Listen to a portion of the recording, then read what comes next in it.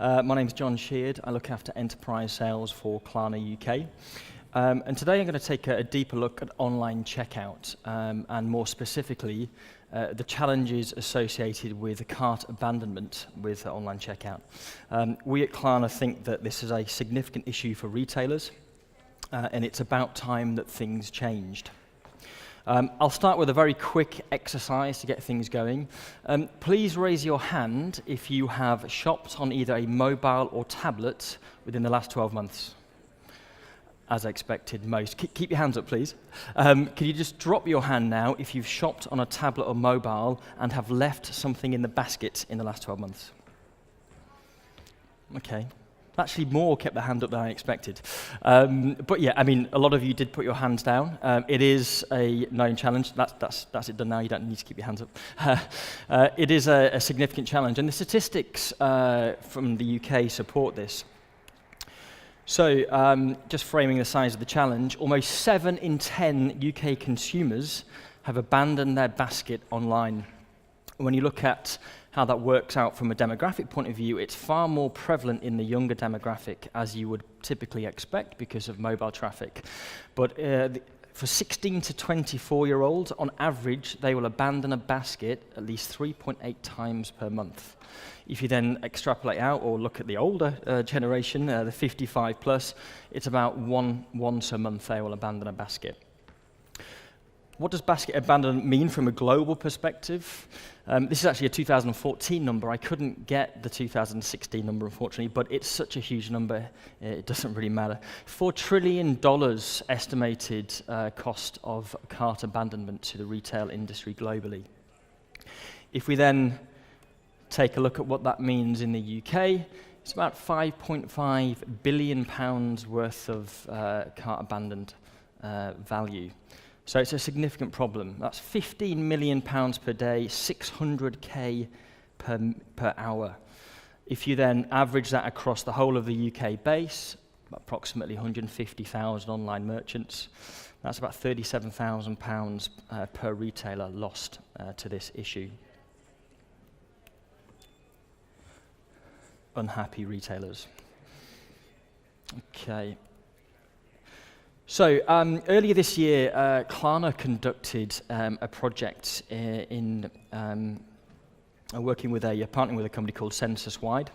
As a research project called the Basket Case. As part of that, we interviewed over 1,000 consumers on why they abandoned the basket.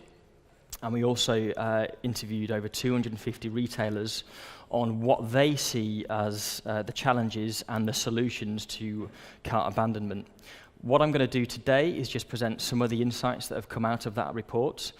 We will be releasing a white paper on this within the coming weeks, which will go into a little bit more detail. If you want to get access to that, please do come by the Klarna stand. We can take your details and we'll make sure that we send that out to you. But let's move on and just take a look at what we've seen from a consumer perspective. So why aren't consumers checking out? So 30% of the consumers we interviewed said that they just changed their mind. So either the price point wasn't right, the product details weren't as they should be. 30% didn't want to pay delivery costs. I think as a consumer, we increasingly expect that delivery will be thrown in for free. It's a surprise when we now see it at a checkout, and it does cause issues. 19% didn't have the details to hand. So typically credit card details, they might not have been in a secure environment in which to make that payment. 13% believed that the process was just too clunky and just took too long. More of an issue now as we move towards mobile commerce has been the more prevalent way in which we interact as consumers. 12% stated that they just weren't given the right payment options and therefore weren't willing to check out, which is interesting in the UK because we tend to be limited to cards or historically PayPal, but we are demanding more as consumers as new methods come into play.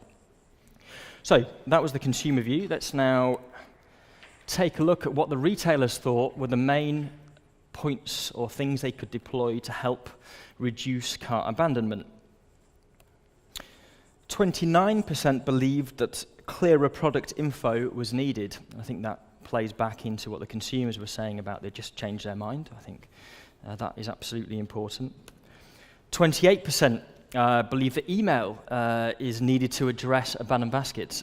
I found that extremely interesting. I've never really used email or clicked on an abandoned basket email myself, but retailers certainly believe that this is the way, and I'll present some further stats on this a little bit later. 25% believe that easy returns are needed. Absolutely, we expect a lot from a delivery point of view, but we also want a simple process so far as returning goods, really prevalent when you look at the fashion industry, for example. And 34%, so the larger proportion, believed that an easier payment process would increase conversion. So what can we draw from that? What can you influence as a retailer? There's clearly elements of crossover between what the consumers were saying is the challenge with cart abandonment and what the retailers believe are the solutions. But certainly more so in certain areas than others.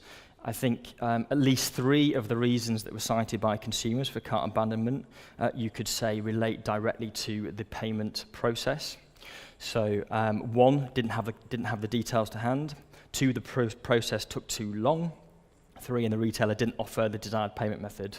So that's about 44% as an aggregate across those 3 categories that I think are relating specifically or could be related to the payment process. And looking back to what the retailer said, obviously 34% believe that that was the case. We'll take a look at the payment challenges a little bit later. What I want to do is just address some of the other points that were cited by retailers and consumers as challenges when it comes to checkout. So I think you remember 30% of customers stated that the delivery charges were a reason for cart abandonment.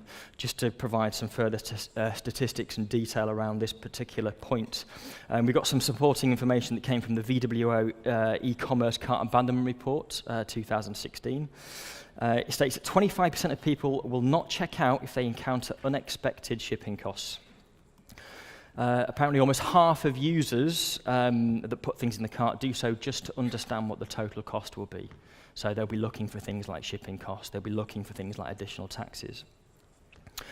35% use the add to cart function purely as a wish list, so plays into the fact that people just use particularly mobile for browsing and not for purchase.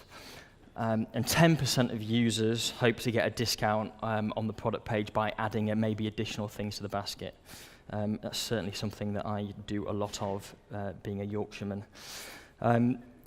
So that's just on the delivery. Now, let's have a look at the email comment. So 28%, I think it was, of retailers surveyed believe that email retargeting was how you could entice consumers back into the purchase funnel, and that was the way forward. That surprised me as an individual. It's not something that I subscribe to. But again, some interesting statistics around email retargeting that I wanted to share with you. Nearly half, actually, 44.1% of all cart abandonment emails are actually opened. More than 1/10 of those are actually then clicked. Nearly 1/3 of those clicks actually result in the consumer going back to the site. And interestingly, the average order value of purchases from a cart abandonment is 14.2% higher than a typical purchase. So these statistics, like I said, really did quite surprise me.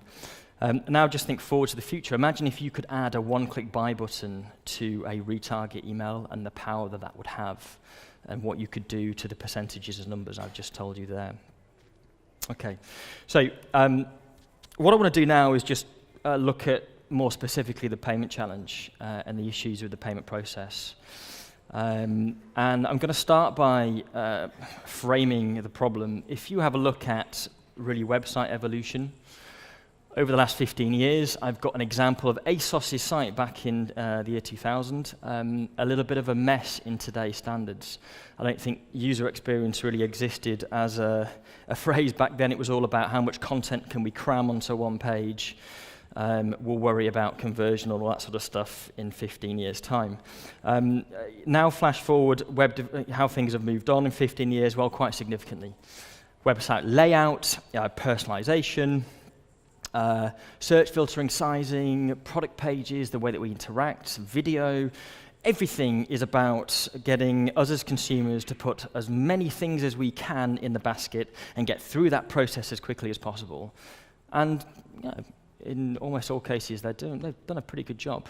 Websites are pretty cool today. But now let's take a look at what happens at the end of the process when we look at the checkout specifically. So checkout 2000, so email address, personal details, date of birth, gender.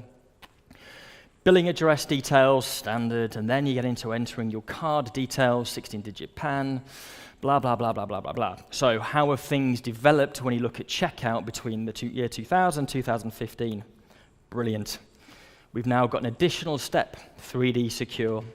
So not only has checkout not moved forward, it's actually gone backwards. And why? Because fraud, risk, challenges with the card schemes that have with payments, they had to be addressed as traffic migrated from the face-to-face environment to the online environment.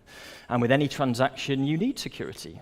But that does not work well when you as a retailer are investing so much money in getting your consumers to that checkout, and then all of a sudden you get this thrown up as a challenge. Now, I throw this up as an extreme example. Of course, there have been other developments in card payments. Tokenization is a big one, stored cards. And that's true, absolutely. So there have been some steps forward. However, like anything with anything that's secure or the secure information, passwords are required for consumers to get access to that. With passwords comes friction, comes an issue with conversion and checkout. Some stats on passwords for you, just to highlight the problem. An average person has at least 19 passwords and 21 online profiles. Got some other interesting stats. So a Centrify survey conducted last year revealed that in Britain, a quarter of people have more than 21 online profiles. Okay, I've just repeated that. 2/5 create at least one new online account every week, and 14% believe they will have to remember more than 100 passwords in the next 5 years. Gone are the days where you use a password such as password 1, capital P, across all of them. Retailers have different requests from a security point of view for passwords. I don't know about you, but I have an awful lot of different passwords. I cannot remember them. There's nothing worse than getting to a guest checkout with a retailer that maybe you shop at once every 6 months. You type in your email address and it says, oh, you have an account. Brilliant. How am I ever going to remember that email? I'm going to have to click on that. I'm going to go back to my email, and all of a sudden you've added about 5 additional steps outside of it's a mess, and the whole thing is lost. So steps forward, but also steps back and things you need to do. What do all of these things mean from a conversion point of view? So on desktop, of 100 people who actually get to check out on desktop, only 34% will actually make a purchase. Okay? And that's not end-to-end site conversion, so don't get confused. People are thinking, that's really good. It's just from checkout to close. Now look at mobile. Of 100 people who go to check out on mobile, only 18% will actually check out on a mobile. And again, that's because in a mobile environment, it might not be conducive to making a payment, entering card details. When you start adding 3D secure and other security measures on a mobile, the whole thing becomes a UX mess. So I want to just show you, I guess, I will show you in a minute, actually. There's one other slide. So I've looked at, I guess, the checkout flow and the challenges with what I call traditional payment methods, predominantly card. The other point that was raised by consumers, well, the last point I think was that 12% of consumers noted that not having the right payment option was a reason for actually abandoning carts. And that's interesting in the UK, considering we're very much a card-dominated market, but I think this is driven because there is a lot of change. There's a lot of innovation now in payments, and retailers are constantly challenged on what options they need to offer their consumers. When you look at the issue across Europe, it becomes a far bigger problem for retailers. There are a myriad of payment options available. I think Germany is a good example. In Germany, 60% of consumers will prefer to check out with an invoice-based solution, very different to what we are in the UK. Therefore, ensuring that your consumers have the choice to use the right payment methods they want in that market is absolutely imperative to ensuring that you get conversion. So, in fact, if you look at some stats on alternative payment methods, 43% of all transactions in 2012 were actually done through an alternative payment method, and that is any payment that is non-card related, just to be clear. In 2017, we expect that number will grow to 59%, and you're starting to see a lot of that within the UK market. So it needs to be addressed from a retailer point of view. So how do you address a lot of these challenges as a retailer? I mean, there's a lot of things we've sort of touched on there. Like I said, I'm going to focus on the payment angle specifically. Klarna is about reducing all the points of friction that consumers will see in what I call traditional checkout methods. It's allowing consumers to check out with top-of-mind information only without ever having to enter in a password or enter in any sensitive information like card details, all of which are pain points and take time. It's all about getting to a checkout and having the option for a one-click payment. And it's not about necessarily having that one click behind a stored card, because not everyone's going to have, like Amazon, millions of cards stored to enable that kind of experience to the whole of the UK market. So it's about giving retailers access to that type of slick solution for their consumers, whilst also allowing or providing those consumers with the payment methods that are most prevalent for them in the markets in which they are shopping. So this is a quick video of an online checkout. I've shopped with Klarna before, but I've never been to this checkout before as an example. We've cookied the device. We recognize that individual straight away. We have all of their details pre-filled. We're going to allow them to buy now immediately. You click the button and you're approved. That's it in a nutshell. So that's a returning Klarna customer, I accept. So a new customer, okay, they would have to enter in their address details, but that's all they would need to do from a sign-up point of view. So like I said, if you want within the steps, you can have additional payment methods there. We've just defaulted in the pay after delivery, the deferred payment option. There is significant power in deferring payment because you're not tied or constrained by any of the limitations that you have with traditional payment methods, bank transfers or card payments. It gives you a lot of power as a retailer. What does that mean? It means that you can smooth the process, which is very much a Klarna strapline for your consumers, and you can drive an increase in conversion. We've been trialing this extensively in the UK. We've just got a couple of merchants' testimonials here. So Pavis Shoes did an A/B test directly against their existing checkout. A substantial increase in mobile transactions, 58% increase, and a revenue increase of 41%. These are big numbers. Like, this is a significant change over their existing checkout. They did have some initial concerns that the process would be significantly different to that of what the UK consumer is used to. But the reality is the feedback has been exceptional on the way the checkout process works. And I think the realities are, as consumers, we are increasingly fickle and drawn towards convenient ways of checking out. If things make it easy for us, then we're going to like them, we're going to adopt them, and we're going to use them. And that's exactly why we're seeing these kind of these stats.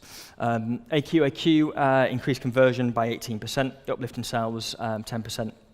Okay, so again, double-digit growth. These things it's difficult to deploy things as a retailer that are going to give you double-digit growth. When you look at what the things you're looking at, this is quite exceptional.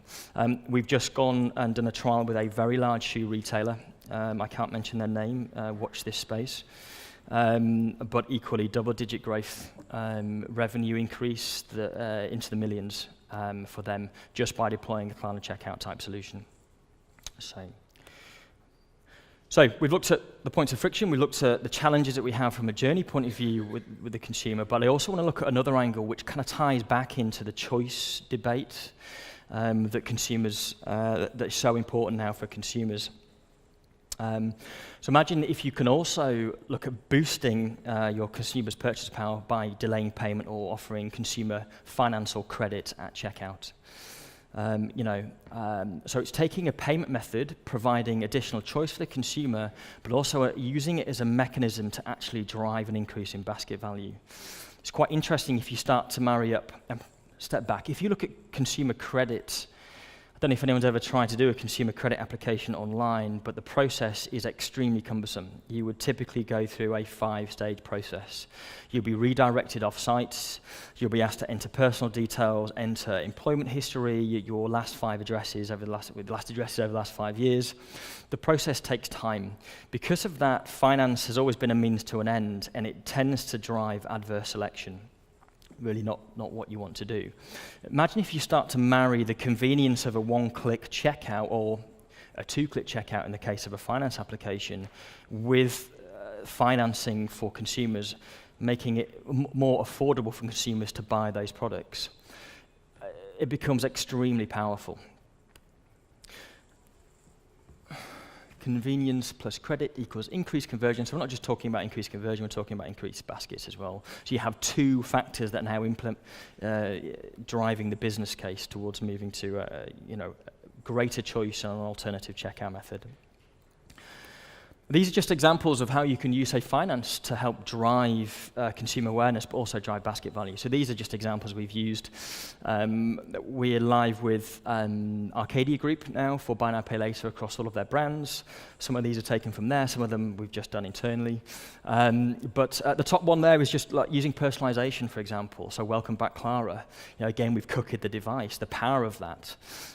Remember, you can pay after delivery on orders £40 and above. So if you've got a basket value that's going to be lower than that, you're driving a convenient checkout option, start looking at thresholding. Well, I want to drive an increase, so I'm going to go back and put something extra into my basket because then I'm going to get over the £40 threshold. So you're starting to use a payment method to drive sales.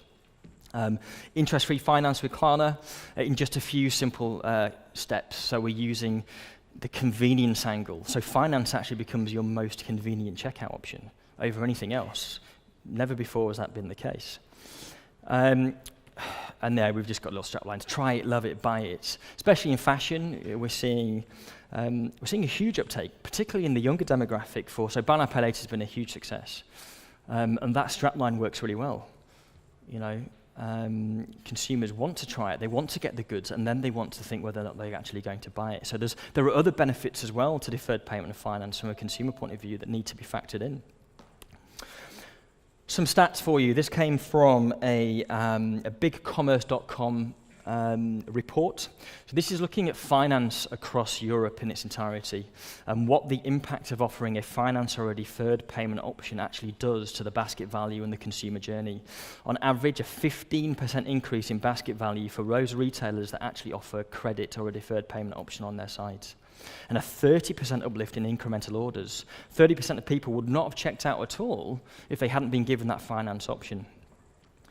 Just want to take a look at what the statistics look like within Klarna. And like I said, think about marrying convenience with finance and what that means.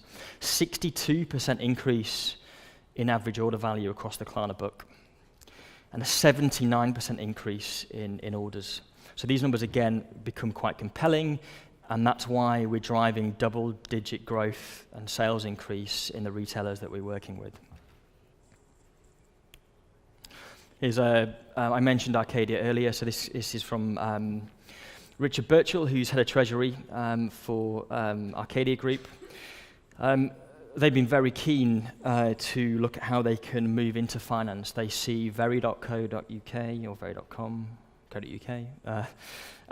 They like their model. They want to emulate that to some degree. They see, offering Buy Now, Pay Later, the click of a button empowers our customers to shop however and whenever they want. Revolutionizing our approach to purchasing and paying will help us boost conversion rates and ensure our customers remain our brand's biggest fans. And that's very true because finance, on offering finance, if you look at, say, Shop Direct, and I saw a presentation by them just last week, it is a huge loyalty play for them. Their finance proposition. It really does drive repeat traffic. And I think very powerful if you can open up that kind of model in a simplistic way to other retailers. Okay, a little bit of a cheesy finish, but innovation distinguishes between a leader and a follower, and that's from Steve Jobs. There was a retail analyst actually agreed with this, so this is from a GfK Insights blog last year, and this particular analyst said, bearing in mind is that it is increasingly difficult to differentiate through price, providing consumers with opportunities to shop according to their lifestyles and on the go is an area where retailers can stand out. Successful retailers will be those that make shopping a convenient part of people's lives.